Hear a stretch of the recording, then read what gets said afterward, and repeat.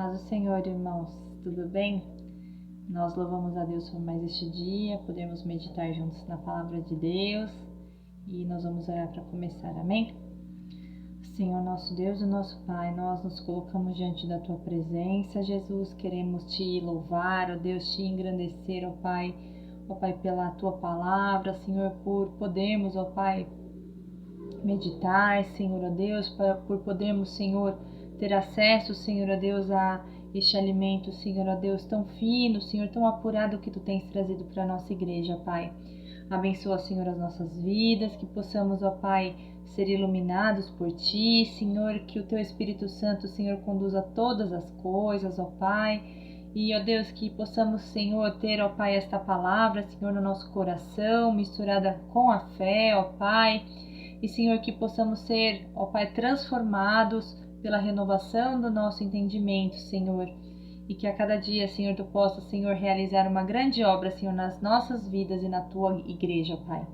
Fica conosco, ó Pai, nós oramos a Ti, em nome de Jesus, amém. Irmãos, nós vamos continuar meditando, né, naquele texto que eu falei de Mateus, né? Mateus 16. Tinha deixado uma perguntinha, né, para os irmãos pensarem um pouquinho.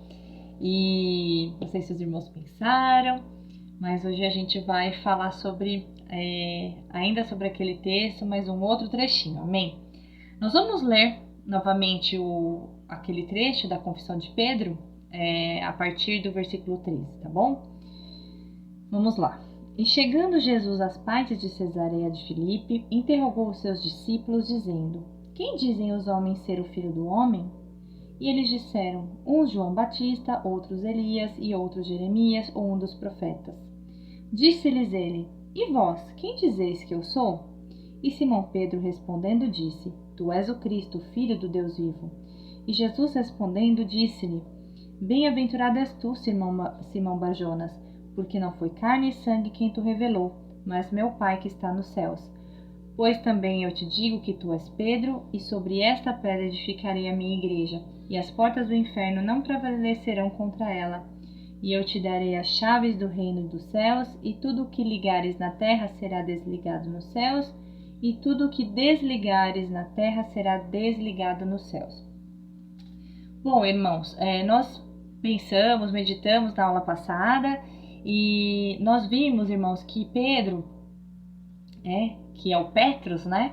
Ele é uma parte desta grande rocha, a Petra, que é Jesus. E nós, como igreja, como parte da igreja, nós somos também esses Petros. Nós juntos constituímos a Cristo. Amém? A gente viu isso na última aula. Vimos também que Jesus dá essa condição à igreja. Vimos sobre a unidade, a necessidade de nós estarmos unidos, nós somos intrinsecamente ligados uns aos outros, porque a essência daquela pedra principal da qual fazemos parte, faz parte de cada um de nós. Então nós somos parte uns dos outros efetivamente, não somos individualidades somadas, mas de individualidades amalgamadas, né? A gente falou na semana passada.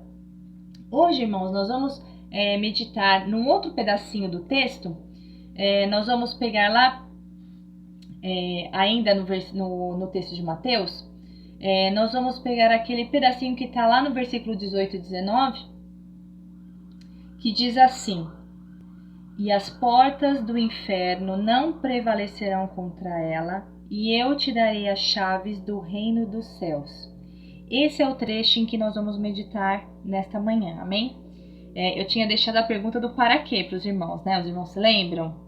Então, para que nós somos um Petros, né? Porque nós somos Petros, não dá para ser um Petro só, né?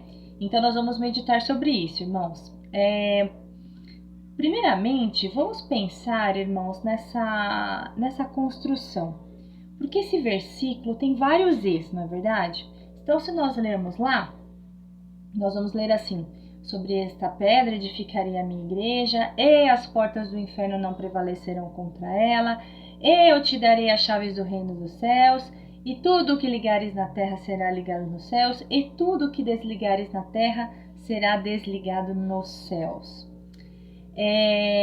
Na verdade, irmãos, se nós pensarmos em todos toda essa construção, em todas esses es, né? Nós vamos ver que esses es, eles não têm uma função de e, assim, sempre juntando uma coisa na outra. Na verdade, alguns deles denotam uma consequência. Olha só, se nós lermos, né, sobre esta pedra edificarei a minha igreja, e consequentemente, por causa disso, as portas do inferno não prevalecerão contra ela. E também por causa disso, consequentemente, eu te darei as chaves do reino dos céus, e portanto, desta forma, tudo que ligares na terra será desligado nos céus, e assim sucessivamente. Então nós vemos a dependência de uma coisa ligada à outra. Nós temos a dependência da edificação da igreja sobre essa pedra, essa grande rocha. Por causa disso, as portas do inferno não prevalecerão contra ela. E por causa disso, eu darei a chave do reino dos céus, né? Então, nós lemos esse versículo, lemos esses trechos, nós vemos que existe uma construção simples que denota uma dependência. E vamos pensar no que são essas chaves. Por que o Senhor está falando com Pedro ali naquele momento sobre isso? Mais uma vez, nós vamos meditar lá no comecinho, quando os discípulos foram chamados, porque tem muito a ver com um texto maravilhoso da palavra de Deus que as crianças conhecem muito, irmãos. Nós vamos meditar um pouco, tentando sempre lembrando que nós estamos falando sobre esse texto de Mateus, mas nós vamos voltar a outros textos para nós compreendermos melhor essa verdade, amém? Vamos ler então, irmãos, Lucas 5, de 1 a 11. Então vamos lá. E aconteceu que, apertando-o a multidão para ouvir a palavra de Deus, estava ele junto ao lago de Genezaré. E viu estar 2 barcos junto à praia do lago, e os pescadores, havendo descido deles, estavam lavando as redes. E entrando num dos barcos, que era o de Simão, pediu-lhe que o afastasse um pouco da terra, e assentando-se, ensinava do barco a multidão. Quando Jesus acabou de falar, disse a Simão: Faze-te ao mar alto e lançai as vossas redes para pescar. E respondendo Simão, disse-lhe: Mestre, havendo trabalhado toda a noite, nada apanhamos, mas por que mandas, lançarei a rede? E, fazendo assim, colheram uma grande quantidade de peixes, e rompia-se-lhes a rede. E fizeram sinal aos companheiros que estavam no outro barco para que os fossem ajudar. E foram e encheram ambos os barcos de tal maneira que iam a pique. E vendo isso, Simão Pedro prostrou-se aos pés de Jesus, dizendo: Ausenta-te de mim, porque sou um pecador. Pois que o espanto se apoderara dele e de outros os que com ele estavam por causa da pesca que haviam feito. E de igual modo também de Tiago e João, filhos de Zebedeu, que eram companheiros de Simão. E disse Jesus a Simão: Não temas, de agora em diante serás pescador de homens. E levando os barcos para a terra, deixaram tudo e o seguiram. Esse é o texto de de Lucas 5:11. Mas lá em Mateus, Jesus também fala não só com Pedro, a fala dele se refere aos outros também, né? Diz assim: E disse-lhes: Vinde após mim, e eu vos farei pescadores de homens. Então eles, deixando logo as redes, seguiram-no. Esse irmãos, desse versículo também tem uma função de finalidade. É como se ele dissesse assim: E disse-lhes: Vinde após mim, e desta maneira eu vos farei pescadores de homens. Então, uma coisa está ligada à outra. Se eles seguissem Jesus, eles seriam pescadores de homens. Amém? Pedro, irmãos, nós precisamos também compreender uma coisa importante. Aquele momento de Lucas 5 não foi o primeiro momento em que os pescadores tiveram aquele contato com Jesus. nós vemos o chamado ali, nós vemos que Jesus pregou dos barcos, mas na verdade alguns desses discípulos eram discípulos de João o Batista, né? André é colocado nominalmente como um dos discípulos de João Batista, e dessa maneira, consequentemente, nós entendemos que eles já criam na vinda do Messias e que João Batista seria um anunciador da vinda do Messias, né? Nós vamos ler aqui alguns textos, hoje nós vamos ler bastante, irmãos. Vamos ver aqui, olha só. João 1, 35 a 42, João 1, de 35 a 42, está esse texto de que eu falei para os irmãos. No dia seguinte, João estava outra vez ali na companhia de 2 de seus discípulos, e vendo passar a Jesus, disse: Eis aqui o Cordeiro de Deus. E os dois discípulos ouviram-no dizer isso e seguiram a Jesus. E Jesus, voltando-se e vendo que eles o seguiam, disse-lhes: Que buscais? E eles disseram: Rabi, que traduzido quer dizer mestre, onde moras? Ele lhes disse: Vinde e vede. Foram e viram onde morava e ficaram com ele ali aquele dia. E era já quase a hora 10ª. Era André, irmão de Simão Pedro, um dos 2 que ouviram aquilo de João e o haviam seguido. Este achou primeiro a seu irmão Simão e disse-lhe: Achamos o Messias, que traduzido é o Cristo. E levou-o a Jesus. E olhando Jesus para ele, disse: Tu és Simão, filho de Jonas, tu serás chamado Cefas, que quer dizer Pedro. Então, irmãos, nós vemos, vamos pensar nessa situação, né? João Batista veio antes, anunciando que o Cristo viria. André era um discípulo de João Batista, e esse texto mostra que ele ouviu João Batista dizer: Eis aí o Cordeiro de Deus. Então André fala com Pedro, que é seu irmão, e fala: Achamos o Messias. E ele fala: Venha ver. Então eles já têm ali um contato com Jesus, vão à casa de Jesus, passam ali alguns momentos com ele. Então eles já tinham tido contato com o Senhor antes daquele momento de Lucas 5. Vemos também que se eles estavam ali com as redes, recolhendo as redes da pesca, isso significa que eles ouviram também aquilo que Jesus estava falando à multidão. Então eles também já estavam ouvindo, eles já tinham conversado com Jesus, estavam ouvindo a pregação de Jesus.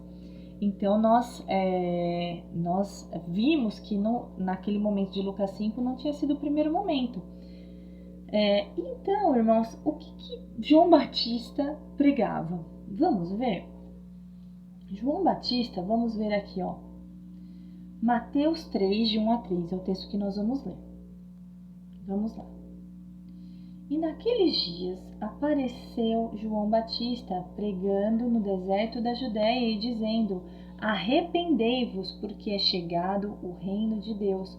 Porque este é o anunciado pelo profeta Isaías, que disse: Voz do que clama no deserto, preparai o caminho do Senhor e endireitai as suas veredas. Então iam ter com ele Jerusalém e toda a Judéia e toda a província adjacente do Jordão, e eram por eles batizados no Rio Jordão, confessando seus pecados. Irmãos, muitos já criam que o João Batista era o Elias que havia de vir. E o João Batista já pregava a palavra de Deus no sentido de anunciar que o reino de Deus estava próximo, né? Jesus foi batizado por João Batista, nós sabemos disso.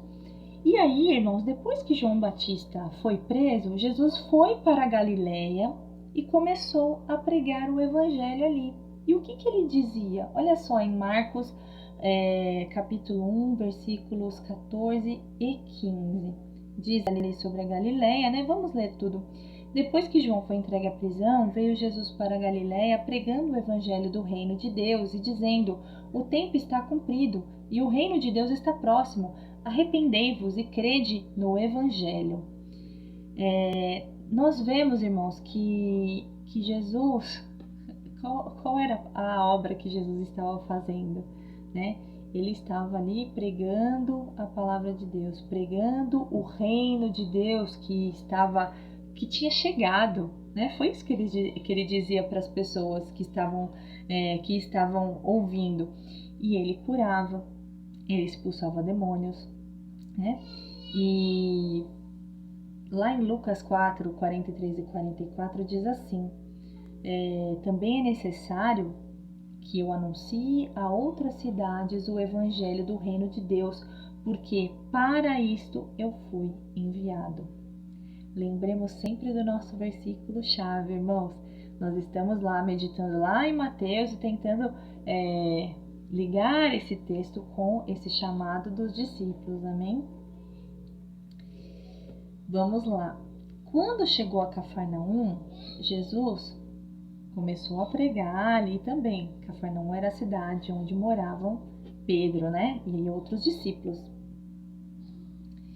E então, irmãos, nós vemos que quando chegou aquele momento de Lucas 5, muitas coisas já haviam acontecido e os discípulos eles não eram discípulos ainda, mas aqueles pescadores, aqueles homens já estavam familiarizados e já sabiam daquilo que Jesus falava e daquilo que Jesus pregava, né?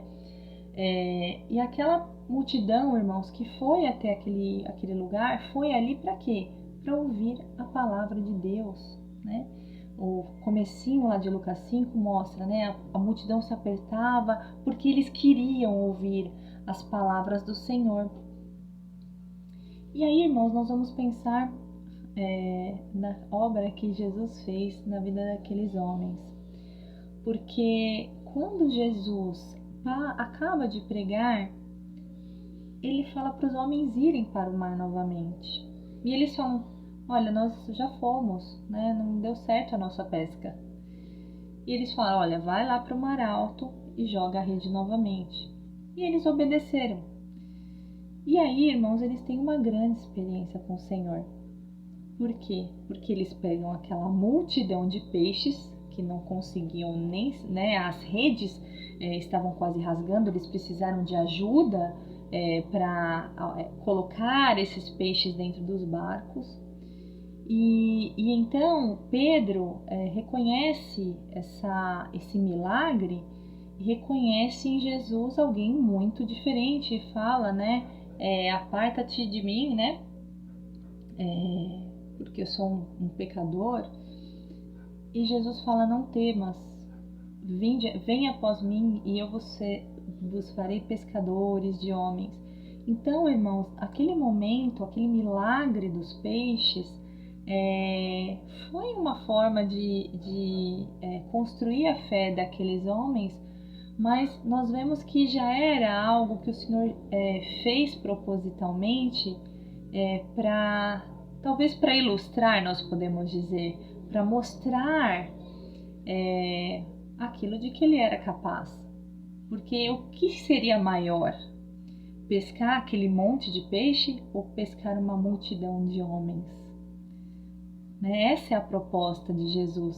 Olha, vocês estão pescando todos esses peixes? Venham até mim, venham após mim e eu vos farei pescadores de homens.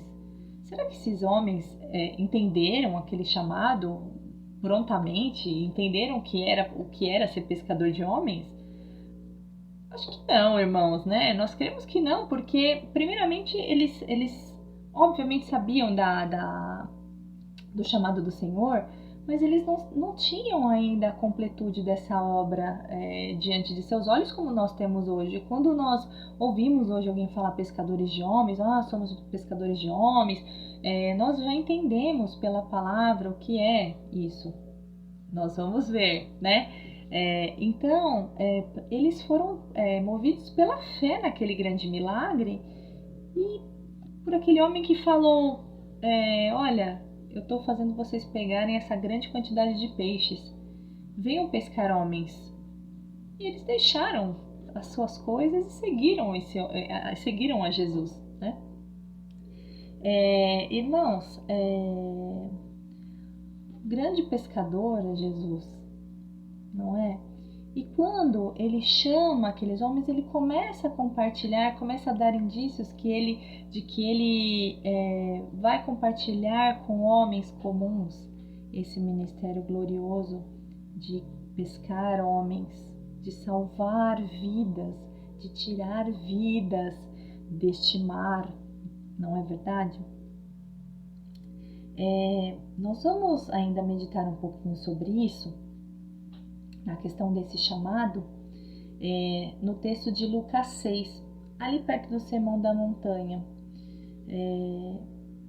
Na verdade, nós não vamos falar sobre o Sermão da Montanha especificamente, aquelas instruções, mas nós vamos entender aquele contexto da instrução. Vamos lá? Lucas 6, versículos 17 a 19.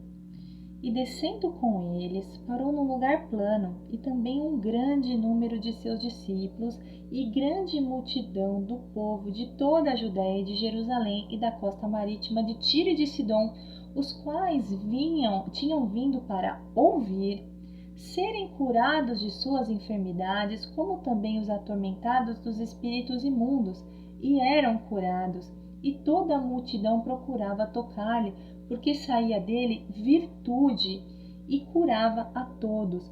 Então, irmãos, o ministério de Jesus, que ele estava começando a compartilhar com os homens, era esse ministério de pregação da palavra de Deus, pregar o reino de Deus, pregar a remissão dos pecados, que ele realizava a cura e expulsava demônios. Esse era o ministério de Jesus. Esses eram os milagres que Jesus fazia, que contribuíam para essa salvação que ele estava pregando. Tanto é, irmãos, que João Batista, depois que Jesus começou a exercer o seu ministério, João Batista mandou alguns de seus discípulos até Jesus para perguntarem se ele era realmente o Messias que eles estavam esperando ou havia de vir outro. Olha só o que esses discípulos disseram. Lucas 7, de 18 a 23. Os discípulos de João anunciaram-lhe todas essas coisas. E eles estavam falando do que Jesus tinha ressuscitado o filho da viúva de Naim, era naquele momento, né? E João, chamando os dois de seus discípulos, enviou-os a Jesus, dizendo: És tu aquele que havia de vir, ou esperamos outro?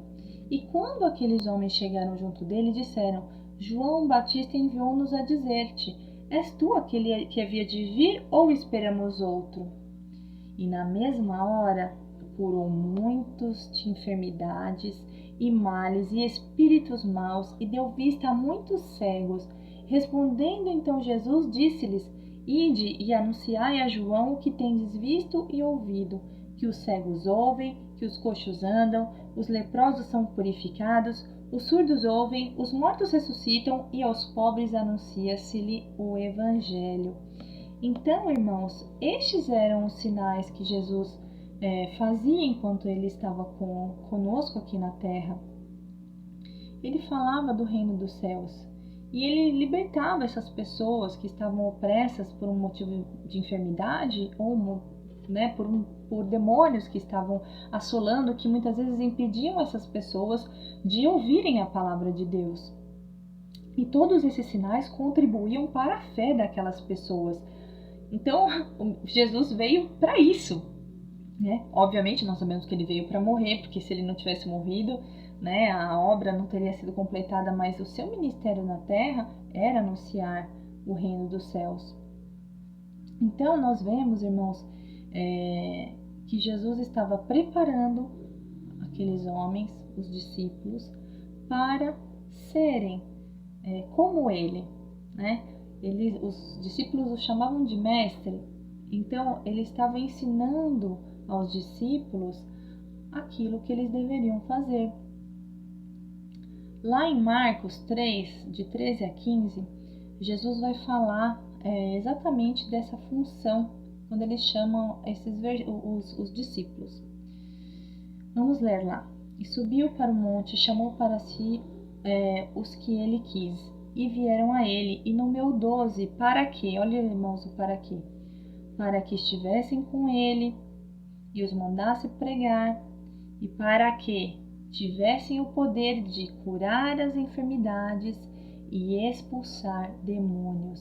Para isso que Jesus chamou aqueles homens, para pescar homens desta forma. Vamos ler mais um texto, irmãos. Lucas 9, versículos 1 e 2. E convocando os seus 12 discípulos, deu-lhes virtude e poder sobre todos os demônios e para que curassem enfermidades. Enviou-os a pregar o reino de Deus e a curar os enfermos. Então, irmãos, olha só, mais uma vez, naquele momento ali em Lucas 9, Jesus concede poder, olha a dependência do Senhor, irmãos. Jesus concede poder àqueles discípulos que ele havia escolhido para quê? Poder sobre os demônios para curarem as enfermidades e enviou-os a pregar o reino de Deus e a cura aos enfermos. Então, irmãos, é para isso que aqueles homens foram chamados, né? Vamos pensar então. Nós falamos dos discípulos que foram chamados, eles passaram aquele tempo com Jesus. Jesus os chamou ali no monte, eles já tinham visto muitas coisas, muitos milagres. E então Jesus os chama, dá-lhes poder para fazerem as mesmas obras. E então, nós agora vamos voltar para o nosso versículo-chave. Olha só. Vamos lá para o versículo 18 e 19 de Mateus 16. Pois também eu te digo que tu és Pedro, e sobre esta pedra edificarei a minha igreja, e as portas do inferno não prevalecerão contra ela, e eu te darei as chaves do reino dos céus. Irmãos, esse versículo, se nós olharmos para Marcos 3, de 13 a 15, é a mesma coisa que está escrito. Vamos ver? Olha só.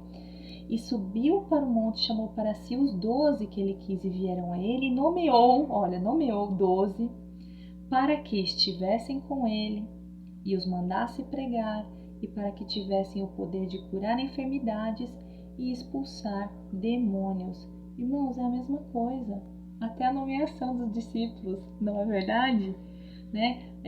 Quando Jesus faz essa promessa da igreja a Pedro ali em Mateus 16, no texto que nós temos meditado nessas aulas, ele está falando a mesma coisa que ele disse para os discípulos lá atrás. Isso não serve só para os discípulos, isso passa para os discípulos e chega até nós como igreja. Porque nós vimos que não é só Pedro, Petros, nós todos somos. Então, essa responsabilidade está sobre nós, a igreja do Senhor. Amém? A gente consegue então agora entender o que são essas chaves e para que nós somos chamados? Nós podemos fazer muita coisa, né? Mas como igreja, irmãos, a obra da igreja, representar Cristo na terra, diz muito a respeito do anunciar a palavra e pescar homens. Tirar homens das trevas para a luz e do poder de Satanás para Deus. Nós vamos ler esse versículo, irmãos. Vamos ler lá. Ele nos tirou da potestade das trevas e nos transportou para o reino do Filho do seu amor, em quem temos a redenção pelo seu sangue, a saber, a remissão dos pecados. Irmãos, aquilo que aconteceu com Pedro, a confissão de Pedro, na verdade, se nós observarmos, é aquilo que acontece com cada crente. Nós ouvimos a palavra de Deus, nós somos transformados por esta palavra, nós confessamos a Cristo como nosso Salvador, como Pedro fez, né? Tu és o Cristo, o Filho do Deus vivo. Então nós somos alcançados por esta palavra, nós confessamos a Cristo. E então, irmãos, ele nos faz um Petros da sua igreja. É importante nós dizermos, irmãos, que essa autoridade que Deus dá, né, a nós como igreja, ele dá uma autoridade que é totalmente subordinada a ele. A igreja não pode nada sem o poder do Senhor, porque é ele que sustenta a sua igreja. Nós lemos lá no nosso versículo-chave, essa pedra fundamental, essa pedra de esquina é o fundamento da igreja. Ele se coloca como essa grande pedra. E nós, como igreja, irmãos, temos em nossas mãos essa responsabilidade tão grande, mas ao mesmo tempo tão maravilhosa, de tirarmos das trevas para a luz e do poder de Satanás para Deus, como um dia também nós fomos alcançados pelo Senhor. Nós vamos ler ainda mais um versículo, irmãos. Está lá em João 20, versículo 21, que é o que o Senhor diz quando, depois que ele ressuscita, antes de subir aos céus, ele diz isso aos discípulos. Vamos ver, Disse-lhes, pois, Jesus outra vez: paz seja convosco. Assim como o Pai me enviou, também eu vos envio a vós. Então, irmãos, que nós tenhamos no nosso coração esse chamado como Petros, de interdependência uns dos outros, de sermos igreja do Senhor e de, como igreja, nós termos em nós essa responsabilidade de tirarmos das trevas para a luz e do poder de Satanás para Deus.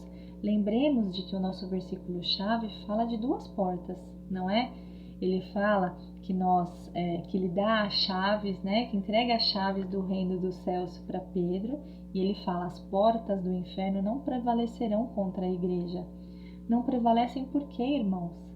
Porque o poder do Senhor Jesus sobre a igreja é um poder tão grande que as portas do inferno não prevalecem.